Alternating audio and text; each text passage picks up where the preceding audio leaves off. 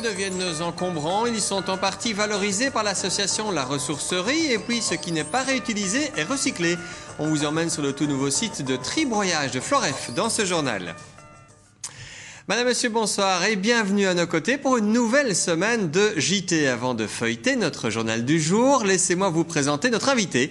Nous recevons ce soir Raymond Bonnier, le président de l'antenne namuroise de la BSC, la Belgian Senior Consultants. Cette association regroupe des personnes à la retraite ou qui ont quitté le circuit actif et qui mettent leur expertise et leur expérience au profit de la population dans différents domaines. Nous verrons concrètement comment ça fonctionne tout à l'heure. La ressourcerie namuroise, on vous en a déjà beaucoup parlé, travaille aujourd'hui avec différentes communes pour la collecte des encombrants. Des partenariats ont été conclus avec Namur, Floref, Gèves, Ohaye, Jean-Blou, encore Sombref. Et puis, en juin dernier, une nouvelle collaboration est née. La ressourcerie et le bureau économique de la province de Namur se sont rapprochés pour développer un projet industriel de collecte et de traitement des déchets encombrants.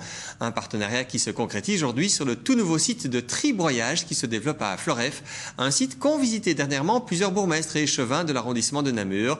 Le reportage de Sophie Brodkorens et Gilles Larandel.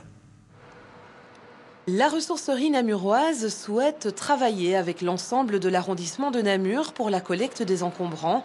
Elle voudrait ensuite se développer sur les territoires de Dinan et Philippeville. Et pour présenter la complémentarité des services qu'elle propose aujourd'hui en partenariat avec le BEP, différents bourgmestres et échevins ont été invités à visiter les deux centres de tri. Nous sommes ici sur le site de la nouvelle unité de tri-broyage des encombrants située à Floref. C'est là que les déchets en provenance de la ressourcerie namuroise sont dirigés, tout ce que finalement la ressourcerie ne peut pas réemployer. Effectivement, donc tout ce qui n'est pas réutilisable, donc tout ce qui ne va pas dans notre magasin, une fois que nous l'avons trié, nous le faisons venir ici directement au centre de broyage pour pouvoir recycler un maximum les matières.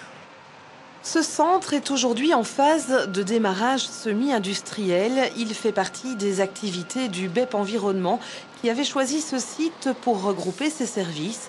Les travaux avaient démarré en 2005. Cette unité, en synergie avec la ressourcerie, traite donc les encombrants multimatières et de bois. Deux lignes assurent leur mise en filière. Il y a une ligne qui est destinée pour le bois et une ligne qui est destinée pour les encombrants. Donc la ligne bois elle est beaucoup plus sophistiquée parce que le bois va être valorisé en énergie.